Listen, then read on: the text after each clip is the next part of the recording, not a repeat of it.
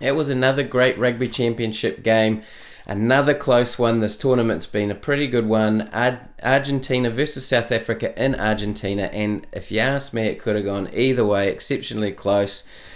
We're up to round 5. We've just finished round 5 of the Rugby Championship with one round remaining. So let's go right through the game, and then I'll give you a few general thoughts at the end. Let me know what you think as we go. Please make comments. Tell me what I've missed. I'm going to try and just highlight the key moments, so I won't catch everything. Bear with me. But at the start of the game, first scrum went to South Africa. They got the penalty and put it into touch for a 10-metre line out deep in Argentina's half. And South Africa had worked their way up the field quite effortlessly, really. South Africa were deep in their own half, but anyway, had worked their way up quite comfortably. Just, set piece after set piece. I think a penalty helped get them up the field, and Andre Pollard made Argentina pay. So South Africa had a good position line out off the top, out to the backs, and Fassi went straight through to score quite comfortably and too easy there. I think Argentina were pretty shell-shocked at that point. Moving on with the game, Argentina found themselves in their own half, and they don't clear with the kick. They try to run it out of their own half, but South Africa forced a breakdown turnover, and South Africa's turnovers are just world class. They are leading that charge at the moment. There is no question there, and that goes for so many different players. Argentina, they were just too loose at the ruck, and Jesse Creel cruised over to score under the post, 14-0 to South Africa at 9 minutes. What a hell of a start. Yet another Argentina penalty in the South African half, from a contested kick this time, and South Africa take the 3 points from the penalty. The discipline for Argentina was really costing them. I think it was 3 penalties, 3 scoring chances for South Africa, and they took them. And we hadn't seen Argentina offer much at all. They haven't had much ball, but when they did, they've made a mistake or whatever.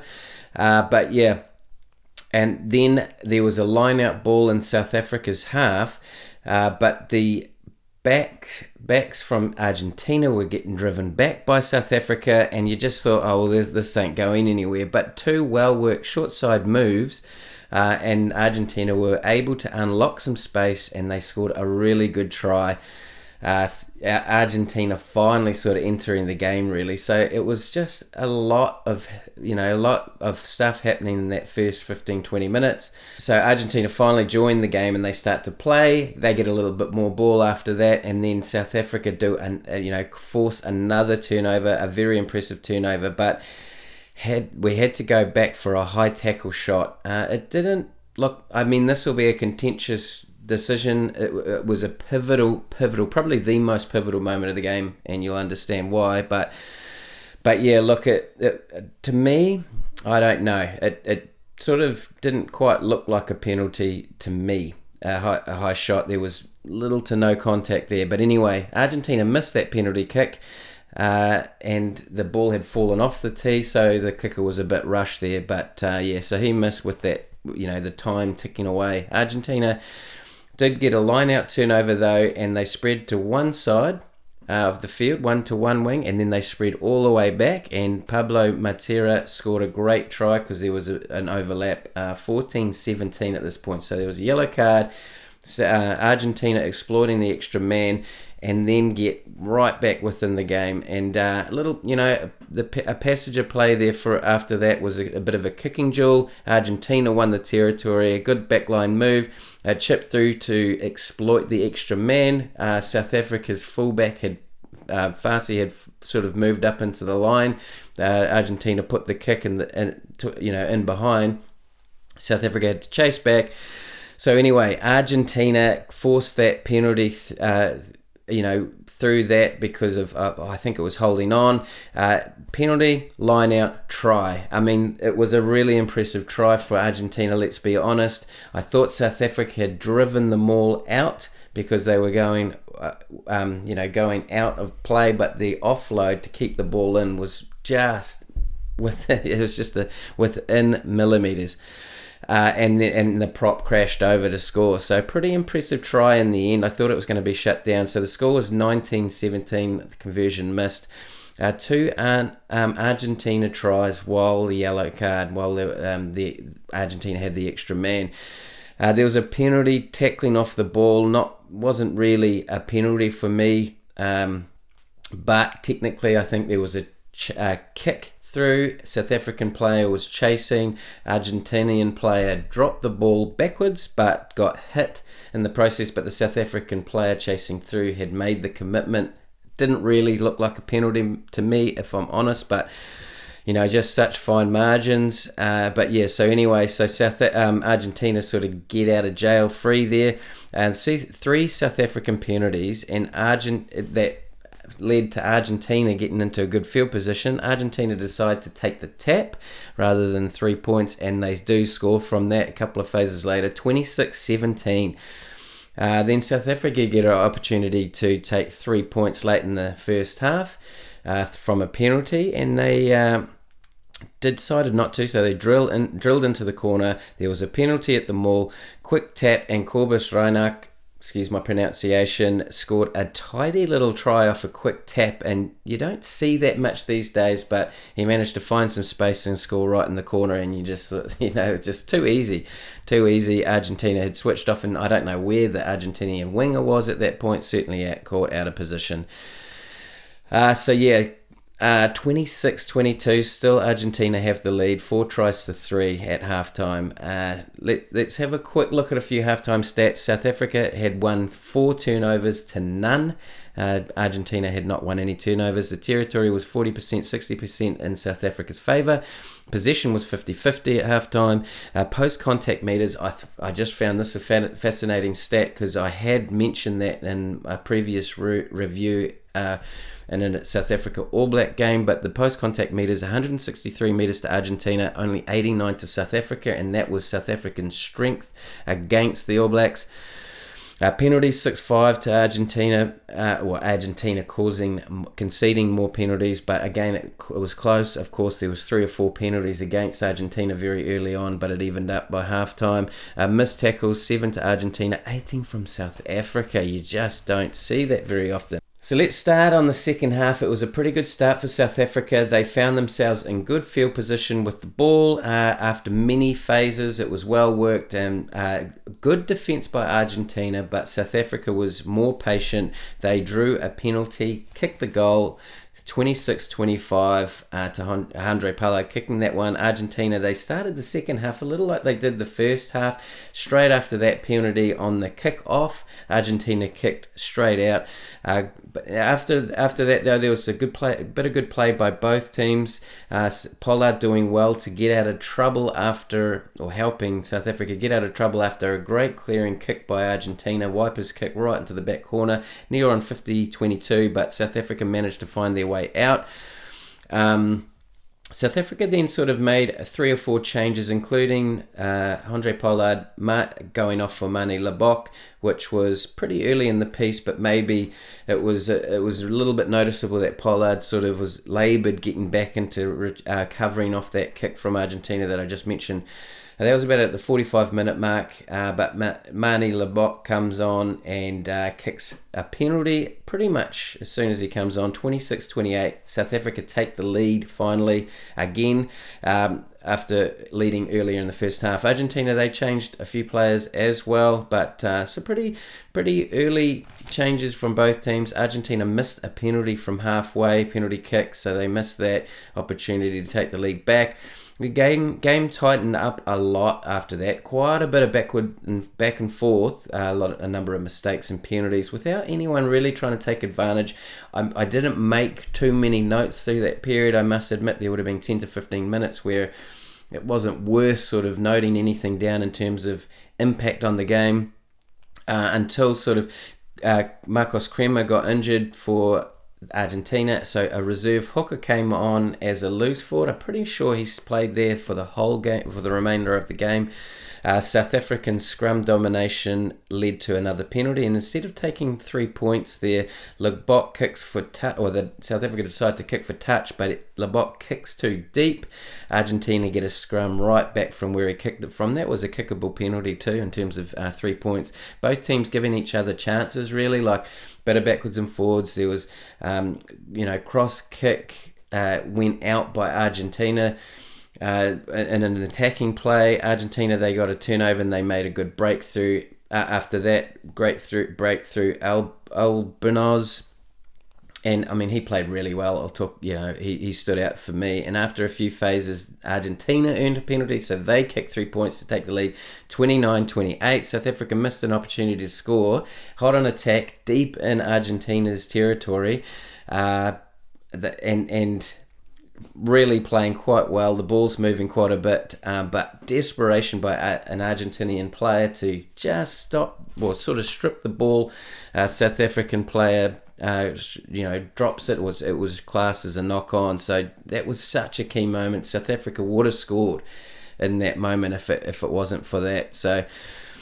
Very, very impressive. Argentina then win a free kick from that scrum, I believe. They clear and then win a penalty for South Africa not retreating from a kick. I found that interesting because Montoya had mentioned it earlier, or pointed that out in the first half, suggesting to the referee that South African players weren't retreating when there was backwards and forwards kicking going on, and then a massive kick right into the corner. 6 minutes to go. But yeah, it's a bit. This was Argentina on attack now. They put a massive kick right into the corner of South Africa, and you thought, well, here we go. This could be Argentina's opportunity to seal it. But Etzebeth, he steps up. He wins that line out, but South Africa don't clear well from that ruck, giving Argentina a second chance, and they muck it up. Throw was just too far. Lebok clears. Perfect kick because it just drew the line out. It was right on the touchline. The Argentinian player had nothing to do. So South Africa get the line out. And South Africa, they try to draw a scrum penalty from that not long after that, but they were made to play on.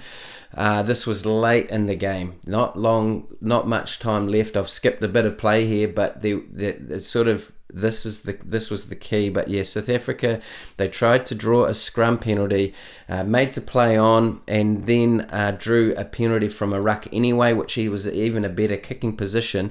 But unbelievably, Lebok missed the kick.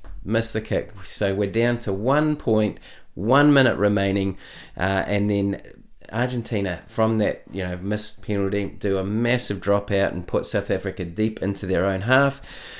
And South Africa's got quite a bit of ground to make at that point, but Argentina, they're just well organised, good line speed. Considering that stage of the game, it was very late in the game, but their line speed, their determination, and then winning a great turnover by reserve halfback Garcia. What a finish! Absolutely awesome. A game and great finish. Two very different halves of rugby, aren't they? No tries in the second half whatsoever, although there was one try very close for South Africa, as I mentioned. Missed penalties each way as well, just one each. 6-3 was the second half score. South Africa last points coming in the 50th minute. And that was when Lebok kicked that hadn't been long on the field. The bomb squad not quite getting South Africa across the line this time. Argentina, they played well to come back from 17-0 down and stay in the game and then win it, beating South Africa at their own game, in my opinion. I mean, how many times have South Africa done this to other teams in the last few, a lot. A few players that stood out to me. I mean, it's worth sort of talking about Argentina to start with because they really were impressive. I felt that the Albinoz, the fly half, was absolutely awesome. It was probably the man of the match. I do think that inside centre Chocabras, he played very well, really good defensively. I think he's helped set up one of Argentina's tries. And then Pablo Matera, he's always pretty strong. But Julian Montoya, he played, I think, the full 80, and as at hooker, very, very impressive, and his leadership was so key at the end, especially losing, Matera went off, I don't know if he was injured, but Kremer went off injured as well. But awesome effort from all of Argentinian players. And I thought that the starting props were really, really good too. They made some good hits, good contact. One scored a good try. But yeah, pretty impressive all-round performance by Argentina. And then we look at South Africa, and I thought a lot of them played really well. My favourite player, Ox Nche, he was awesome again. Malcolm Marx starting. He doesn't get starts very often, but he was a very, very key player and was really important for that first 10 to 15 minutes where South Africa dominated. What else? I thought that, I'm going to say his name wrong, but Notji, his performance today was probably his best in a Springboks jumper. He just keeps getting better and better. You had, Reinach, he was pretty good today as well. But Farsi, he's coming along. Mapimpi was very, very active, let's be fair. I mean, Eben Etzebeth, he came on and he made a difference. But it just wasn't quite enough. So, look, I mean, it could have gone either way, couldn't it have? Let's be honest.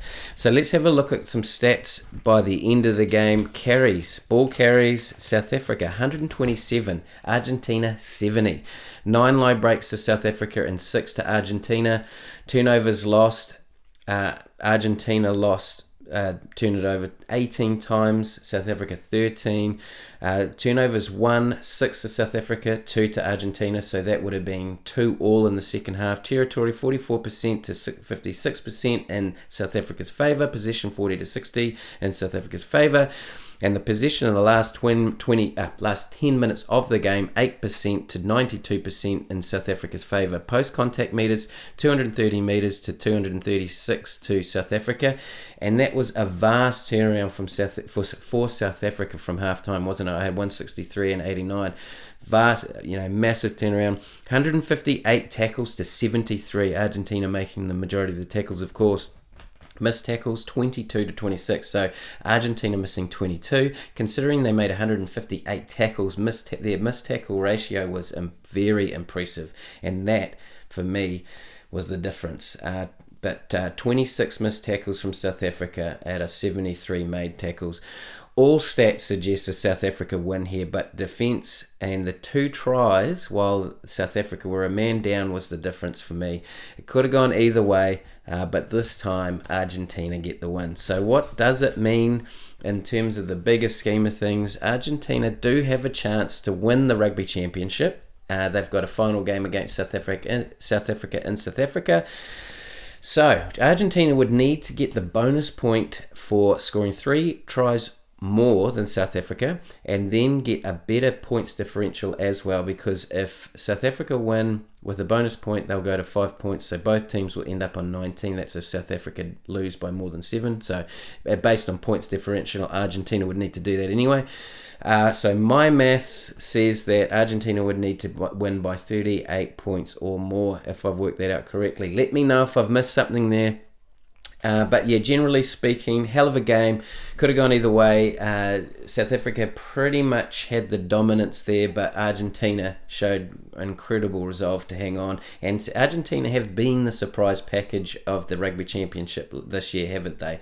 Let's be honest. They won in New Zealand against the All Blacks. They've won one, lost one against Australia. And then if you look at the game that Argentina lost against Australia, they'll be pretty upset about that. It was 1 point in appalling conditions, but that might have been the one that really got away from them, unfortunately for them. So they do have a chance, extremely unlikely, but that is where it's at the moment. If you've watched this all the way through, thank you so much. I'm sure I've missed a whole bunch of other things, but certainly those are the things that stood out to me, and I thought it was a great game. So let me know what you think, and thanks for watching. Cheers.